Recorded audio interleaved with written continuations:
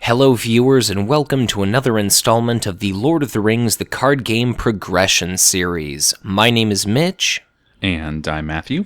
And today, since we've reviewed and defeated the contents and scenario of the Hunt for Gollum, it's time to assess and evaluate the new hero and player cards of the second adventure pack from the Shadows of Mirkwood cycle, Conflict at the Carrock. So, Matthew, please lead us off by introducing us to our new hero. All right, this pack gives us the spirit hero, Frodo. Frodo has a 7 threat cost, 2 willpower strength, 1 attack strength, 2 defense strength, 2 hit points. Of course, Frodo Baggins is a hobbit, and he has a response. After Frodo Baggins is damaged, cancel the damage, and instead raise your threat by the amount of damage he would have been dealt. Limit once per phase. So, Frodo is, I think, and probably still remains, a pretty clutch hero. Certainly in the early life of the game, he was a really great way to deal with big, beefy attacks that you couldn't otherwise deal with. Don't have a ton of great defenders in the game at the time of his release. Denethor, of course, is decent. Gimli can be decent only because you want to pump him up and actually have damage on him. But as far as defending and surviving attacks, without a bunch of dead characters on the table, there really wasn't a whole lot in the core set days. So Frodo is definitely a great way to deal with attacks that you might not otherwise be able to deal with. Yeah, I personally think Frodo is an absolutely spectacular hero, probably one of my personal favorites. I'll always have a very special spot in my heart for our original version of Éowyn with her incredible 4 willpower, but Frodo's right up there with her. At 7 threat, he's got 2 willpower, making him a superb quester, and often when I'm looking to build a deck with 2 spirit heroes, I'm kind of left a little bit wanting, especially when you and I were playing through the core set scenarios. I didn't really want to include Dunehir in a deck, and I sure as hell didn't want to include Eleanor, so Frodo kind of steps up and fills that spot just perfectly. What he offers to spirit players is that incredible defense. So if 2 defense strength is enough to block an enemy attack, great. If he takes a point of damage, that's also fine, but then the instant that it crosses over to lethal territory, instead of losing a hero, you can just gain a small amount of threat. And considering that by the end of the game, unless at some point you hit 50 threat, outside of certain thresholds of matching a certain enemy's engagement cost, or all of a sudden a treachery card poses an additional threat to you, it doesn't really matter if you finish a game at like 47 threat or 36. So Frodo is a great quester, he's a great defender. I just think in so many ways he is just stellar. So you're absolutely right. Threat is one of those things that you can think of as a resource, as much as actual resource tokens or cards in your hands. And so as you were speaking, I was like, yes, absolutely. Threat doesn't matter till you hit 49, right? And then, okay, maybe word. And yes, there's things like secrecy or valor that we'll get later, and certainly certain quests are harder if you have certain threat thresholds. But outside of that, run the gamut with this guy. But with that said, if you're playing him, you definitely will probably want threat reduction to some degree, whether that's the Galadrim's Greeting, whether that's Gandalf, or cards yet to be revealed at this point in the game's life. Those are always going to be great additions, because you definitely don't want to threat out. But in an emergency situation, Frodo steps up quite thematically, right? I think most players envision Frodo slipping on the ring, disappearing, and that's why your threat's going up, right? The Eye of Sauron is latching on to you or something. So it's a thematic win. It's a gameplay win. Frodo can be subbed into almost any deck. Ultimately, what Frodo represents to me is sort of your emergency button or the bat signal or something. So if your deck is struggling with combat and you just can't quite muster up enough defense or even attackers after you've defended, Frodo can help you out here because you don't really need to worry about defending the attack. Certainly you could exhaust him and do so. But you could also do an undefended attack, and he could take the damage as threat instead as well. And so that leaves him up to attack back or do whatever else. So I think he really takes an aspect of the game that Spirit often struggles with and lessens the impact to a large degree. Yeah, I think it's also very important to consider that even though this is a limit once per phase ability, you can use it multiple times during the same game round.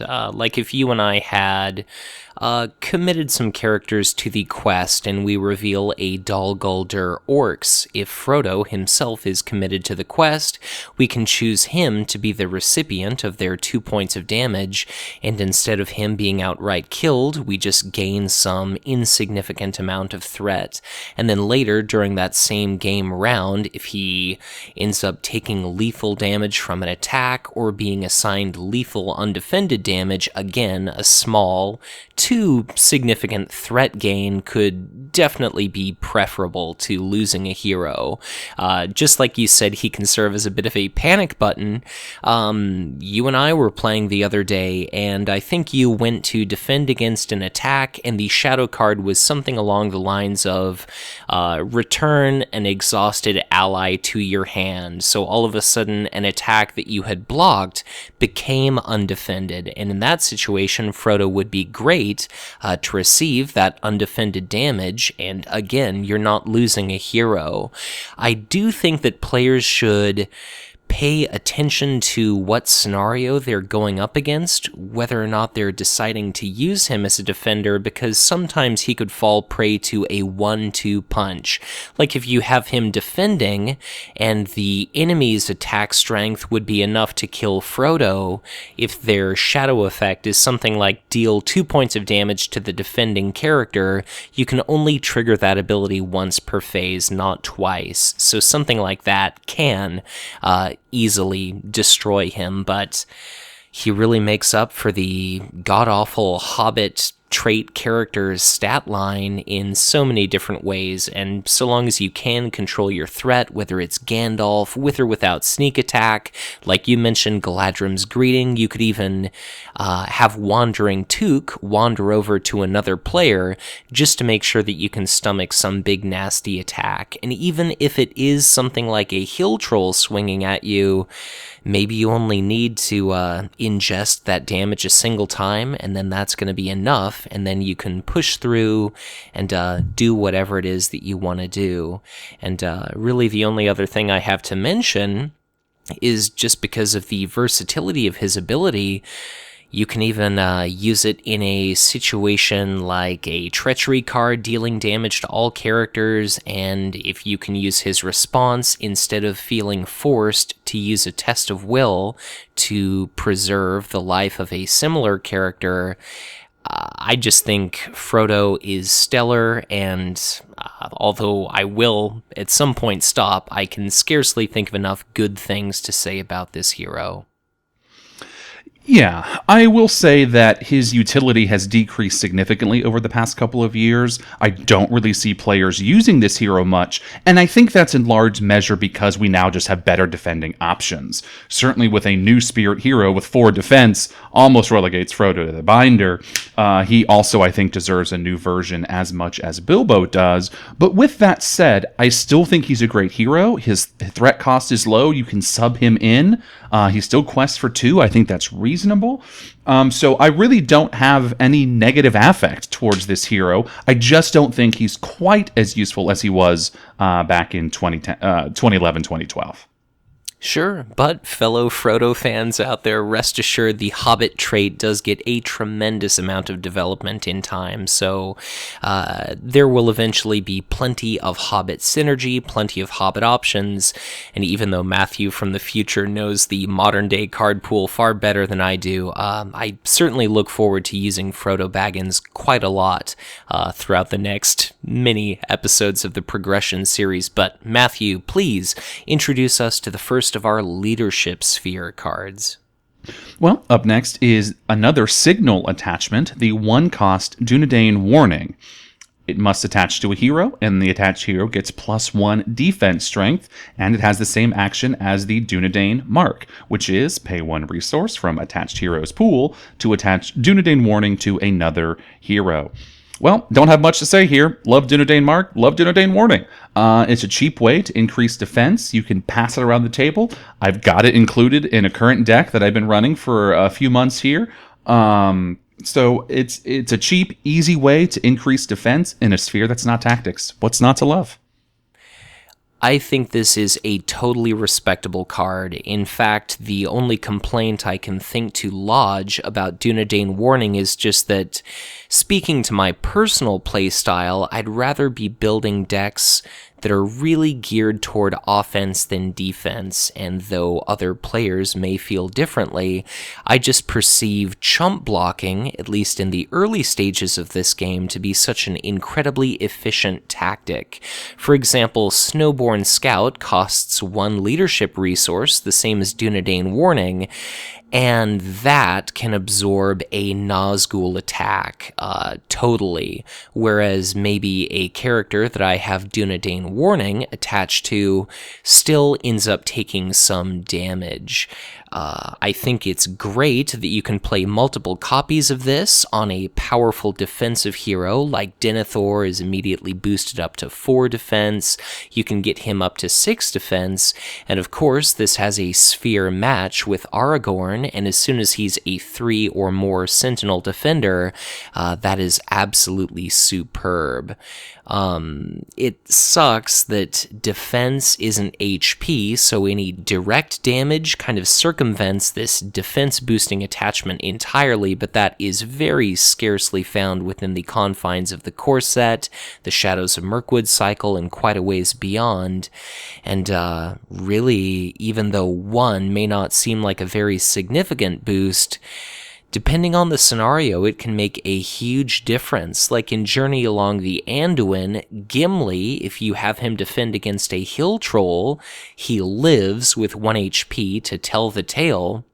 But if the hill troll gets even a single point of attack value boost because of a shadow effect, then all of a sudden Gimli is dead. But if you've got Dunedain Warning, that's no longer the case, and your hero lives, he's got a nice damage boost to show for it, and then you can kind of go on your merry way and finish up the scenario.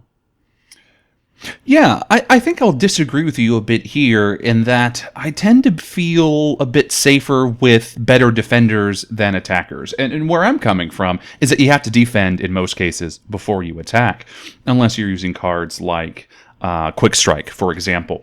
But one thing I do want to note, and we had some comments on a recent video about action windows and how confusing they are, one of my favorite tricks with this guy is that when you're defending, between revealing the shadow card and applying the damage, there's an action window. And so if a defending character is like, oh crap, I'm going to die, I need 1 more defense, what can I do? In most cases, there's nothing, except the action on Dunedain Warning. You can pay 1 resource for the other here that's got it, and you can pass it over, and shadow effect, crisis averted.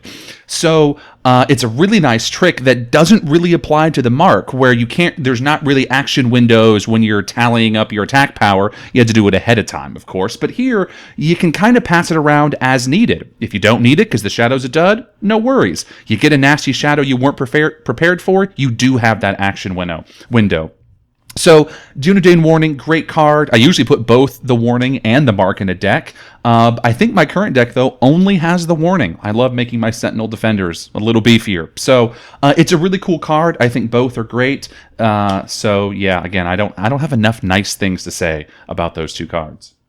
Yeah, only other stuff I can think of to mention is that it's very cool that you can transfer this between players, and just depending on scenario, whether you want to run a lot of allies, whether you're comfortable running a lot of attachments, it all depends on what you can expect insofar as when revealed effects and shadow effects. If there's a ton of attachment discard, then you probably don't want to rely on warnings, and if you're running a deck that's full of effects like Faramir and 4 Gondor that benefit you for having a ton of allies in play, then, just let that kind of sway your decision, whether or not you build more toward attachments, whether you build more toward allies.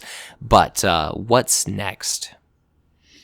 Well, while I used the Dunedain warning quite a bit, the next card, I've not used so much. So up next, Second Breakfast, the 1-cost leadership event.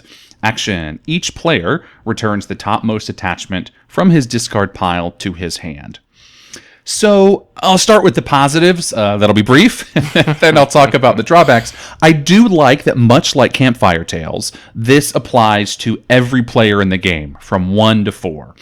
That's cool. But then the caveat comes to play is everyone's got to have an attachment in their discard pile. I often don't. There's the core set card, Erebor Hammersmith, where you can return attachments to your hand, and often I don't have one, and so that guy kind of sits dead in my hand because I want to wait for one. This is the same thing. I don't know how often it is that players have attachments in their discard pile. Certainly there's ways to discard piles. This card might be a bit more effective in the current meta of the Noldor discard decks, which I've never tried, so I can't really speak to it.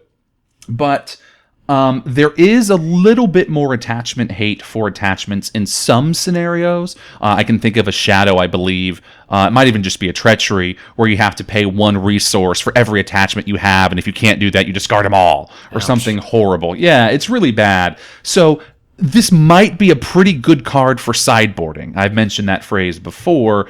I've mentioned that term before, where, certain scenarios, if they have a lot of attachment hate, this might be really handy. Outside of that, again, you're probably not going to end up with attachments in your discard pile frequently enough to warrant wanting this in your deck and drawing it. I think most times you draw it, it's going to be dead on arrival. But anywho, what do you think about this one, Mitch? Well, I suppose worth adding to all the wonderful things you had to say about this card is that if you return the topmost attachment card from your discard pile to your hand, you've got to pay the cost associated with that card to put it back into play. Sometimes shadow cards, when revealed effects, do make you discard attachments, but sometimes it's not the end of the world if you never get those back. Or maybe I discarded my copy of Steward of Gondor, but by that point I've got another couple of copies in my hand. I like that this could maybe give players discard fodder for Protector of Lorien or Eowyn in the absolute worst case scenario, but I mean, just looking at the core set and the Hunt for Gollum, what are some of the attachments that are likely to end up in a discard pile? There's Power in the Earth, which reduces the threat value of locations. Players generally don't use that. Eventually, we start to see some cool attachments that are used up, like when you explore a location, you get to draw some cards, and stuff like that is cool to bounce back to your hand, and then you can subsequently play it. But for the time being, I mean, we've got Forest Snare that probably sits for the entire duration of the game on the table attached to an enemy. So often enough, I play Erebor Hammersmith even if I can't benefit from its ability, just because it has such an awesome distribution of stats associated with it. And for 1 leadership resource, even though this does affect every player, I think often it's going to be used suboptimally. And even if every player is returning something to hand, I just can't help but think that 9 times out of 10, if you draw this, you're going to be disappointed, and if you're building your deck using this card, you're probably doing yourself a bit of a disservice. So full disclosure, in my few years of experience, I've never actually built a deck using Second Breakfast. Magali Villeneuve, the artist for this card, is horribly embarrassed about the depiction she rent of a hobbit on this card, so all around it just seems like this one should be skipped. Certainly if you disagree, let Matthew and I know in the comments, but I certainly would not expect to see this one anytime soon during the progression series. That brings us to our tactics card. Up first is the ally, Bjorning Beekeeper. He costs 4, has 1 willpower strength, 2 attack strength, 1 defense strength, and 3 hit points. His trait, of course, is Bjorning. And action. Discard Bjorning Beekeeper from play to deal 1 damage to each enemy in the staging area.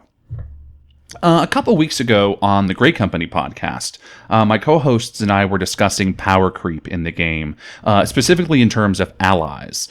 We had an ally showdown episode, and if I'm recalling correctly, this was an example of how allies in the early life of the game cost a hell of a lot and didn't really deliver a whole bunch. And so I think this concept is really cool, but if this ally was developed today, it would not cost 4 resources for what's an otherwise mediocre effect.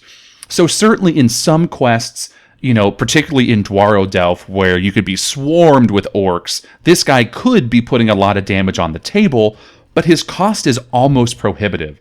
And unless you're running him with Thalon or some other direct damage effects, it's unlikely that he by himself is going to wreck a bunch of goblins or orcs or fill-in-the-blank enemies, and getting 2 copies on the table costs a massive 8 resources. And with the nerfing of Horn of Gondor, you don't even get to recoup some of those resources spent.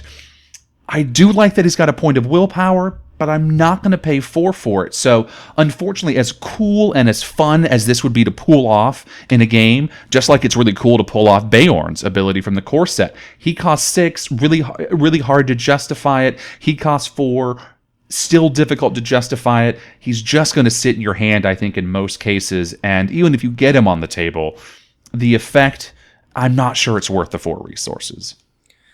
Yeah, I didn't really mention this earlier, but when we were talking about Dunedain Warning versus just using chump blockers, part of the reason why I could see myself using defense bolstering effects is that they offer somewhat of a permanent solution to problems, and Bjorning Beekeeper costing 4 immediately makes me think of Citadel Plate, which it's such a huge defensive bonus, it does strike me as a very permanent effect, whereas Bjorning Beekeeper is this one-time use thing that's just alarmingly expensive. I think in an ideal situation, it's cool if you can discard it and dispatch multiple enemies, but especially if you're running the kind of deck that can easily conjure up 4 tactics resources, enemies aren't going to be staying in the staging area for long. Tactics heroes tend to come with very high threat values, and that equates to enemies engaging with you, so you can't exactly let them accumulate. And if they do have really high engagement costs, then maybe you are able to kill off a bunch in mass, but then you quest unsuccessfully several times, you end up just gaining a ton of threat. It just seems like Bjorning Beekeeper doesn't offer enough incentive to try to use it. Even ignoring its ability completely, I've said this time and time again, for whatever stat that I care about, I like to pay a resource per point of that stat. If I can use Veteran Axe Hand for 2 attack value, then I really don't want to play a Bjorning Beekeeper paying double that for the same amount. It's okay if you sneak attack it into play and then discard it just because you're only paying 1 resource, but then in that case you're using up that copy of sneak attack. I guess a natural comparison here is to the Longbeard Orc Slayer, but that only deals damage to orcs, and this does affect all types of enemies.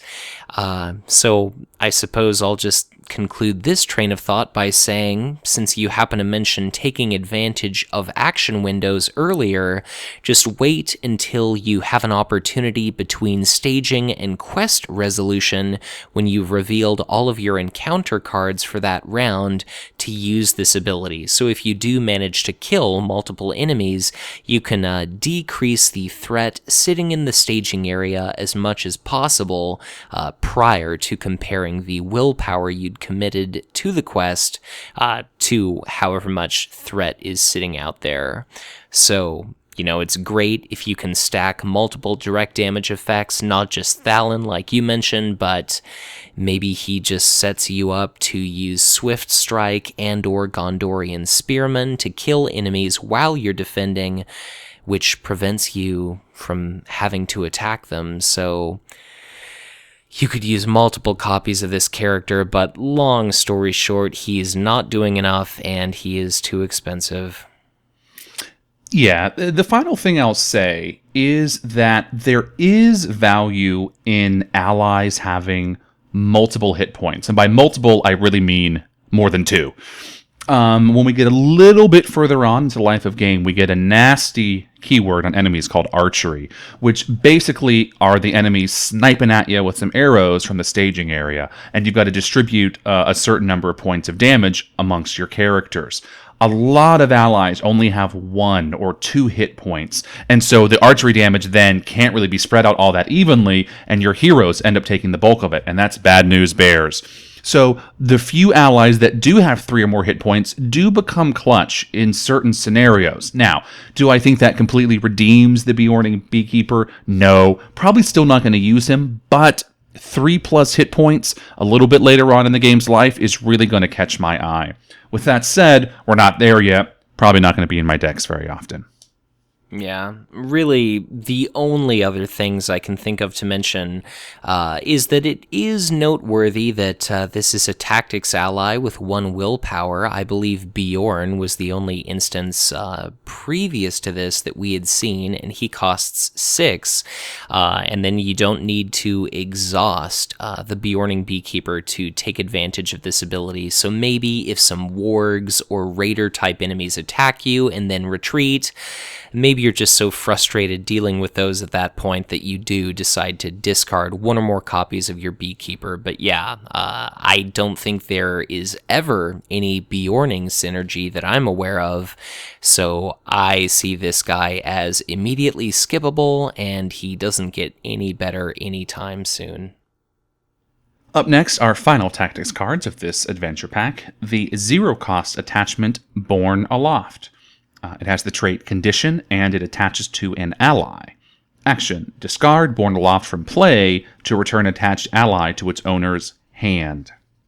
Well, I've never used this card, and I don't particularly see myself doing so at any point in the future. I think I have this recollection in my memory that could be totally false, that this card was involved in some really tricksy combos that resulted in some errata on some other things, but I don't use it. It's got a picture of an eagle. I'm not really convinced eagles are the best target for it, and it does not have the eagle trait. If you hardcast Gandalf, he would normally go to your discard pile, so this would be a free way to get some more uses out of him outside of sneak attack, but I'm not really sure that's worth including in a deck. I mean, in most cases, drawing this card, I'm like, ugh, this doesn't help me get ahead. I'm not lowering my threat. I'm not questing for more. I'm not, defeating enemies in the encounter deck with this card. So I'm sure, again, some tricksy deck builders came up with a way to break this card in combination with a couple of others, but in a general sense, if you're not a tricksy player, this isn't a card you're going to use. This is an interesting card, and to shed a little bit of additional light on what Matthew was talking about is this can facilitate some kind of combos where you're playing an ally, you're playing an attachment for free, and you're subsequently returning that ally to hand, and that provides all sorts of different triggers for other cards that we'll eventually see. And I mean, at the moment, we've talked about Erebor Hammersmith and Second Breakfast, which are ways to return Borne Aloft to your hand, so you could see how there could possibly be some sort of game-breaking combo in the works. And we, in fact, kind of had one at one point, and the developers had to take an eraser to some cards, and now the game is no longer so broken. But just looking at this at face value, I think, Matthew, you struck it right on the head when Gandalf is probably the most powerful use of this attachment, because even though you're paying 5 for our wizard each and every time you drop him into play, he's still very powerful and he has an incredibly powerful effect. Eventually, we'll see more and more allies that have when enters play or when leaves play effects or both, and you can trigger those on demand thanks to Born Aloft. But there are also limits to this. Like, you can use this card during any phase, but as Matthew and I are kind of following the theme of talking about action windows, if you defend with an ally, your enemy reveals its shadow card, and then you know that you're about to take lethal combat damage. If you use Born Aloft to return that defending ally to your hand because you no longer have a defending character, you don't just cancel the attack becomes undefended, and then unless you're running Frodo Baggins, you're probably going to end up dealing a ton of damage to one of your heroes, and that may or may not kill one of your heroes. In our previous adventure pack, we talked about Winged Guardian, which has a forced effect, and it's after it defends, you have to pay a resource or you discard it, and forced effects always happen before action windows. So unfortunately, Born Aloft is also not a card that you can use to save Winged Guardian, and eventually we see an attack-focused version of Winged Guardian as well, and you can't save that either with Born Aloft. So there's a lot that it can't do, but there's a lot that it can. Miner of the Iron Hills can be played and then returned to hand, and then played again to remove multiple condition attachments from play. And also worth mentioning is that responses are always optional. So Born Aloft itself is a condition attachment, but if you play, or an ally plays, Miner of the Iron Hills, you aren't forced to discard your own attachment. We mentioned multiple ways to return this to hand. We've got Longbeard Orc Slayer that you could play and then conceivably return to hand and then play again to deal even more damage to orcs. And you could even do the same kind of thing with, say, Faramir. You play him during your planning phase, then during questing, you use his ability, you buff all of your characters, maybe you return him to hand, and then you sneak attack to return him to play, and then use his ability multiple times during the same round. If you're feeling absolutely crazy, you could even throw in the ally readying Ever Vigilant and get even more uses out of him. So maybe you could use this for something as simple as Snowborn Scout to remove multiple locations from play, with or without the assistance of Northern Tracker. And just like you can stop Gandalf from being discarded at the end of the round, you can do the same thing with our ally version of Beorn, where maybe instead of being shuffled back into your deck after he receives his giant attack boost, you just bounce him directly back to hand. So I'm not convinced that Matthew and I are going to be experimenting with Born Aloft much, just because we're already getting a little Gandalf choked between having two players where one of us tends to have access to sneak attack. But it's a deceptively powerful card, and I certainly think there's space for it in a great many even non-game-breaking decks. Well, that brings us to the spirit cards of this adventure pack. Up first is the ally Eomund. He costs 3, 2 willpower strength, 1 attack strength, 1 defense strength, 2 hit points. Eomund is a unique Rohan ally, and his response reads, after Eomund leaves play, ready all Rohan characters in play. So again, just like our first AP, building a little bit on the Rohan synergy. His cost is a little hefty, but he does have 2 willpower. In general, though, you're going to want him to leave play in some way if you're hoping to take advantage of his ability. Questing might help him leave play with things like Necromancer's Reach if he's getting damaged.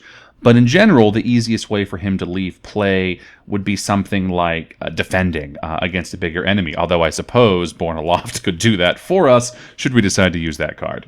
With that said, I have a current Rohan deck. I think I have 1 copy of him in it. He is unique after all. And I don't always want or need all of my Rohan characters to ready. But again, what I do like is that it would affect every Rohan character on the table, whether it's a 1-player, 2-player, 3-player, 4-player game. I always love those kind of effects. So I think he's a good ally. I don't think he is a stellar ally, even with Rohan being such a strong trait currently. Well, let me just say that when Matthew says currently, he means the modern, up-to-date card pool, and most definitely not the core set plus Shadows of Mirkwood cycle days. This is a 3-cost, 2 willpower ally, just like the Rivendell Minstrel, and that fact alone means that this character warrants consideration when it comes to deck building, but Rohan at the moment really isn't that powerful. There are a few Rohan characters, but depending on when Eomund leaves play, even though you might be able to ready several other characters, they aren't necessarily going to be doing a whole lot. Like, let's say you ready a Snowborn Scout or a Westfold Horsebreaker. Those each have attack value of 0. Horseback Archer is okay in that it's a 2 attack value ranged character, but it's probably not going to have been committed to the quest, and if Eomund defended and then died, maybe your Horseback Archer wasn't even exhausted when he does leave play. Gleowine could quest and draw a card, or he could draw 2 cards, and then you've got characters like Theodred, Eowyn, and Dune here. And sometimes you could actually see a reasonably beneficial effect from Eomund's ability there, and certainly we're only going to see more and more Rohan characters over time, but at the moment, I don't think he's anything necessarily worth writing home about, but he's decent. 1 attack value in Spirit isn't totally insignificant. He's got a couple of hit points, so he can survive an effect like the Necromancer's Reach. Maybe if you pull the aforementioned Dol Guldur Orcs, you assign that damage to him, provided he's been committed to the quest, and you use that as your convenient means of, having him leave play, and then you ready all your Rohan characters. Sneak Attack is probably a really natural way of dropping him into play, and then he's destined to end up leaving. So I don't think he's incredible by any means, but you'll definitely be seeing him in our series, and I look forward to more and more development of the Rohan trait. You could play Mustering the Rohirrim to fetch him, but I don't think he's quite enough of a linchpin that it really makes me consider adding that event to my decks. And our final spirit card is the 1-cost attachment, Nor Am I a Stranger. It has the trait title, it attaches to a character, and the attached character gains the Rohan trait. Well, it's cheap, and it's cheap. Don't like it, never used it, never will. Mitch, what about you? Well, Matthew, I suppose at the moment the only Rohan synergy available is Eomund leaving play. I guess 1 resource to ready a character could be good, but there's a hell of a lot that has to go right, in a sense, for you to benefit at all from this effect. It could be okay. Put this on Gimli. Gimli commits to the quest. Eomund also quests. Eomund ends up dying to some treachery card, and Gimli is readied. I am really struggling to think of a use at the moment for this card, and sad to say it doesn't get remarkably better anytime soon. You've got your modern-day Rohan deck. Do you even consider running a card like this? No, I just use Rohan characters. Yeah. Problem solved. Right. So maybe if you're a very team-focused player, you could play this onto other people's characters. The problem is there isn't a whole lot of Rohan synergy in the sense of events that affect Rohan. So there's a hero that makes Rohan allies cheaper, but this would be after the fact. So there just isn't a ton, and the Rohan events there are either good enough with now the current modern 2016 card pool of Rohan, and just not worth using this. So Maybe someday there might be a character I really want to make Rohan, but I don't know. In general, I don't like the cards that give a certain trait, because just use that trait. So I'm going to be pretty sour on any card that's like this. I see no redeeming value, unfortunately. Yeah, it strikes me as similar to Steward of Gondor in that it grants the Gondor trait, and that really doesn't do a whole lot, but the difference is that, unlike Steward of Gondor, this isn't doing anything else. And just like you said, the character has to be in play. It's not as if you can make an ally in your deck, Rohan, and then play Mustering the Rohirrim to find it or something like that. So it's cheap, but honestly, I'd be more inclined to play it if it was free, and even then, I probably wouldn't play it. So I think this is totally skippable for a very, very, very long time. I like what they're trying with this one, but I just fail to understand why this early into the Shadows of Mirkwood cycle there are so many plants for these cards that might someday be useful, and Nor Am I a Stranger is unfortunately one that just never really sees a time to shine. We might as well move on to lore. And so the first card for our lore set is the Ally Longbeard Mapmaker. He costs 3, 1 willpower, 1 attack, 1 defense strength, 3 hit points. The Longbeard Mapmaker is a dwarf, and his action is spend 1 lore resource to give Longbeard Mapmaker +1 willpower until the end of the phase. I'll first say I kind of like his art. I think it's fun. A little different, maybe a little more on the cartoonish side, and I don't mean that in a negative way. I really like it. With that said, 3 willpower is a bit hefty. I like the 3 hit points. I mentioned that earlier, but his stats are all bland. 1-1-1. With that said, you can certainly pump him up, but as we've said in previous videos, and as I'm sure we'll say again, lore in the early life of the game is really starved for resources. They don't have a consistent, reliable way to accelerate resources unless you're building a multiple sphere deck.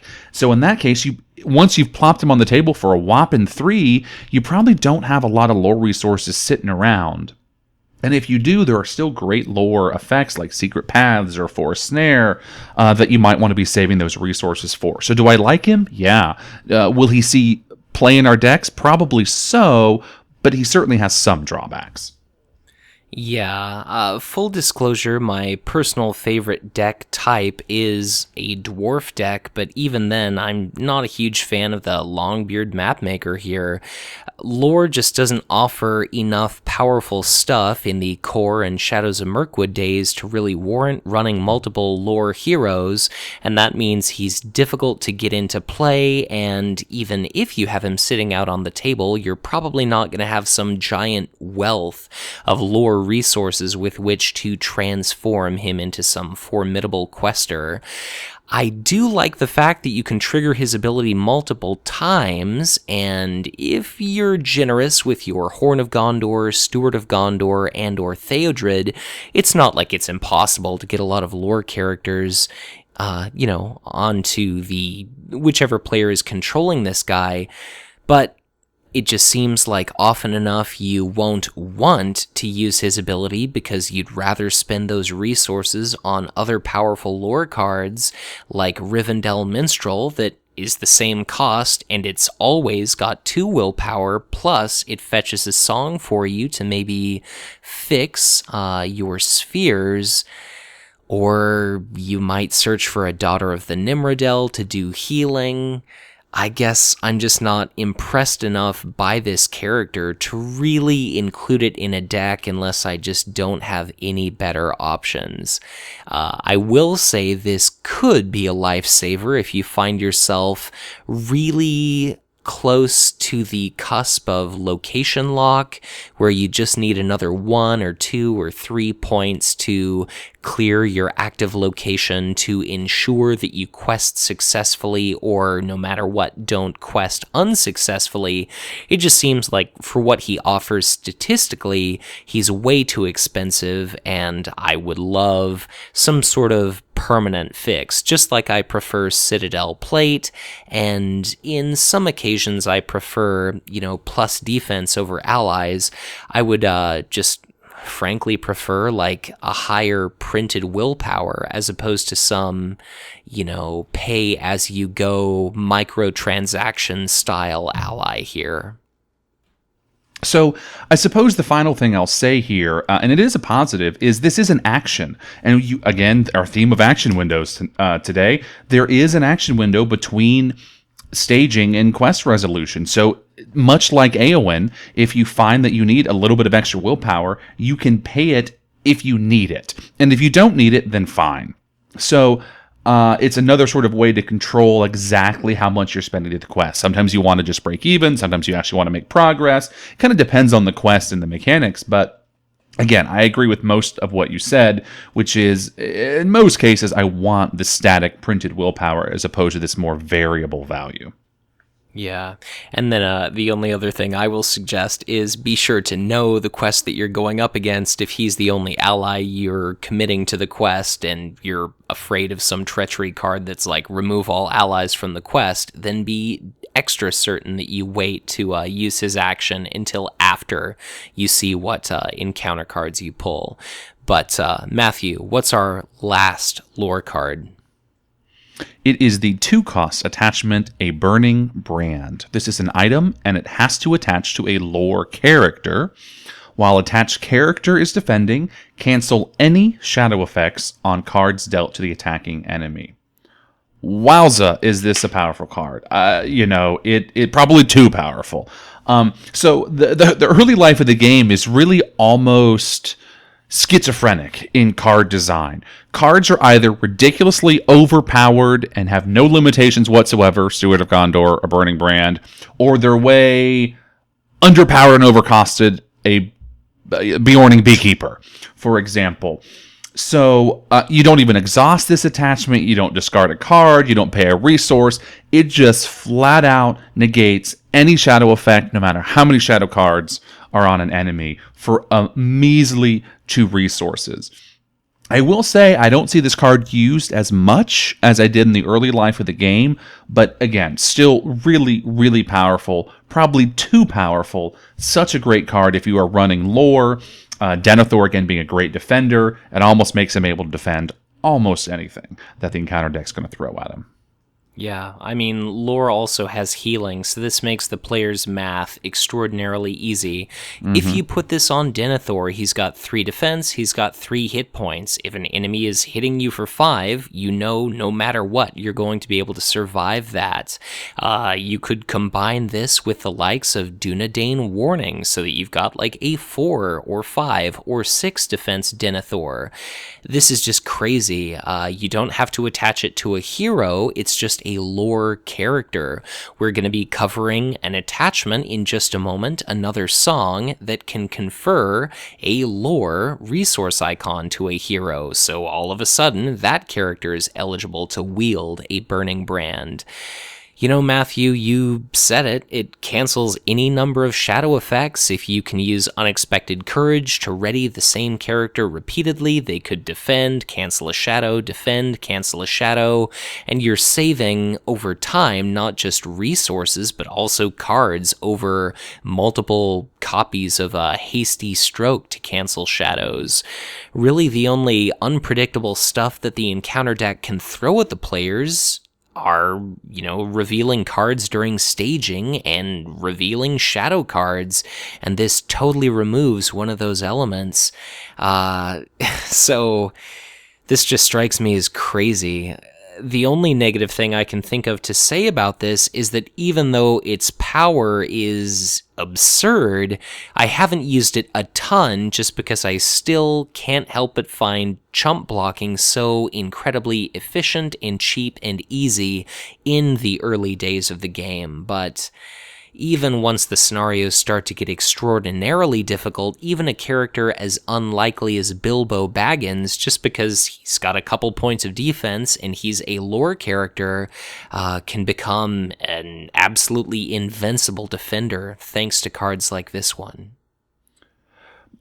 It's sort of funny that this card comes out so soon after the core set, because we have the card Dark Knowledge, which was the lore attachment that attaches to a hero. Not a character, but a hero. It gives the hero -1 willpower, and you exhaust to look at the shadow card just dealt to the enemy attacking you. So it doesn't negate the shadow card, but you do get to look at it to maybe help you plan. I still think this is far superior. And you don't have the negative drawback of the willpower reduction. So, and again, if you look at it and it sucks, well, okay, still not much you can do. Or, I mean, you can maybe try to defend differently, I suppose. But in most cases, I think this is far superior. It's a staple of a lot of folks' decks, even if it's seen a slight reduction currently, because we just have more options. But first couple years of the game, this was in almost any deck that included a lore hero that had any reasonable amount of defense. Oh, yeah. Only other thing I'll mention is that Dark Knowledge specifies that you can exhaust it to look at the shadow card dealt to an enemy attacking you.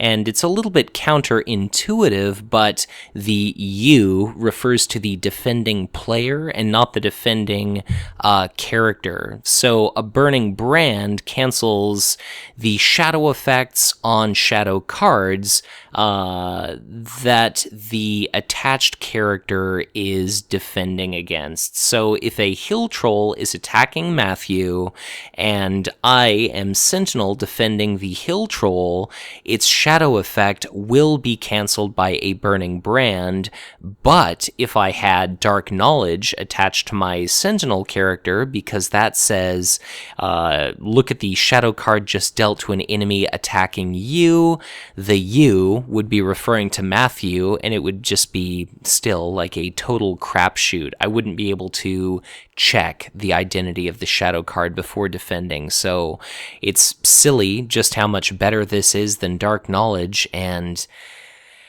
this is just such an incredibly powerful card. I guarantee that you'll be seeing Matthew and I play it, and I very much look forward to it.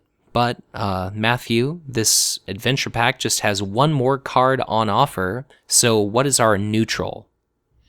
And I think I said one final thought, and I've got a final thought. The dang thing's not unique. So every lore character, it's like the Oprah meme. You get a Burning Brand, you get a Burning Brand. It's just ridiculous. With that said, let's wrap up this AP with our neutral card, Song of Wisdom. 1 cost attachment. It is a song. It attaches to a hero. The attached hero gains a lore resource icon, and for 2 more resources, he can have Burning Brand. So, probably the reason to use Song of Wisdom. I think this AP is making that combo a little bit obvious for us. But there's not really a whole lot to say about the songs that I didn't say in the first video. If you want a way to smooth your resources here, this helps you do it. We're going to get 1 for each sphere. They're all going to read the same way. They're all going to cost the same thing. So you want to include some lore cards in your deck, but not include a lore hero, or you want to have a few more lore cards in your deck and quote-unquote have 2 lore heroes, maybe 1 printed lore and now this one. This is a great way to do so. Yeah, I'll just say for any song, they're probably best on characters that have effects like Steward of Gondor or Horn of Gondor, some sort of built-in resource acceleration.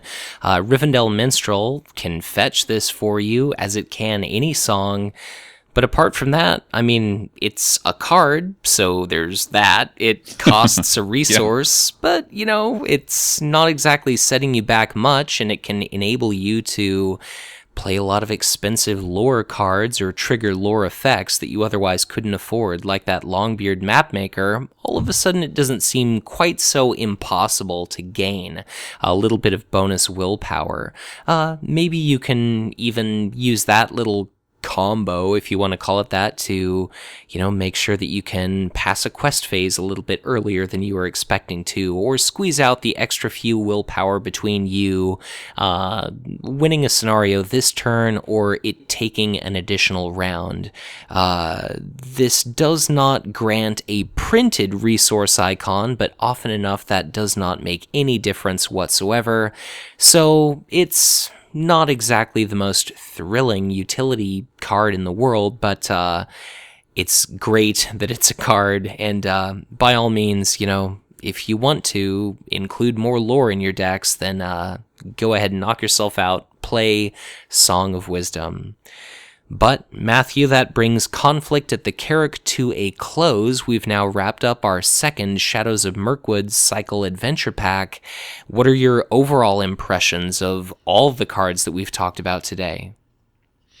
In general, I think this is a more solid pack than the first one, and it kind of goes back to my thoughts that I ended last episode with, which is, how do they decide what packs to put in which AP? This would have been a much better first pack, I think, than what we ended up getting. Burning Brand is great. I think even the Mapmaker is decent. Ailment is okay. Dunedain Warning, also great, and the hero, certainly better than Bilbo. So there are some duds. I mean, we weren't too keen on Born Aloft or Second Breakfast, but as a whole, I like this AP more than the first one. So it was a nice addition back in the day to expand our deck building options a little bit, but what were your thoughts? Well, I think you said it very well earlier in the video, where it seems like it's either solid gold or solid manure. Dunedain Warning strikes me as a staple. Born Aloft, a lot of people really enjoy. In the days of the core set, the more times you can play Gandalf, the more likely it is you're going to obliterate whatever scenario you're playing against. And Ailment, just because it's not as if we have the luxury of a ton of options, he offers players up some very sorely needed willpower, and the same thing goes for Frodo. 2 willpower is certainly nothing to scoff at. That ability is incredible. I think he's an astounding hero, and I'm really excited to actually play him. A Burning Brand, even if it's not perfectly suited to my personal playstyle, if you want to make an unkillable defending character, I mean, there's your answer. Combine that with Dunedain Warning and Denethor, and, you don't need anything else. You're just good to go. Yeah. The Mapmaker, I could definitely leave it. The songs are never exactly thrilling, but this does seem like a pretty solid adventure pack. My expectations for this just after the core set cycle are pretty reined in. My standards are a little bit lower than they used to be now that I'm getting on in years, but I think this is a just fine AP. I certainly look forward to playing with some of these cards. And I think that's pretty much all I've got to say about this one. So, Matthew, as a way of bringing this episode to a close, once again, please plug your podcast and let's get out of here.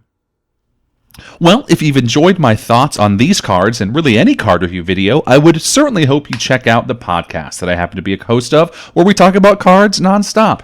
Join me, Derek, Dan, and Ian as we take an in-depth look at the Lord of the Rings LCG, focusing on strategy, deck building, and the metagame. We are the Gray Company podcast. You can find us on Facebook, Twitter, the interwebs, and I sure hope you check us out.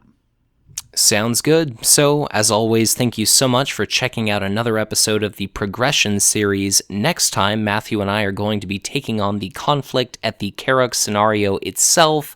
Hopefully, that'll make for an entertaining and successful video. Yeah. But if you want to get in touch with me, I'm the Hive Tyrant on Facebook and on Twitter. Be sure to leave a comment below letting Matthew and I know your own opinion of each of the cards we covered today.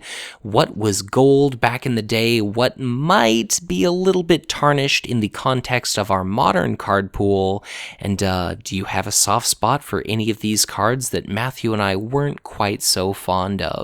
So, once again, thank you so much for watching, and as always, be sure to check back in again soon for much more Lord of the Rings, the card game content to come.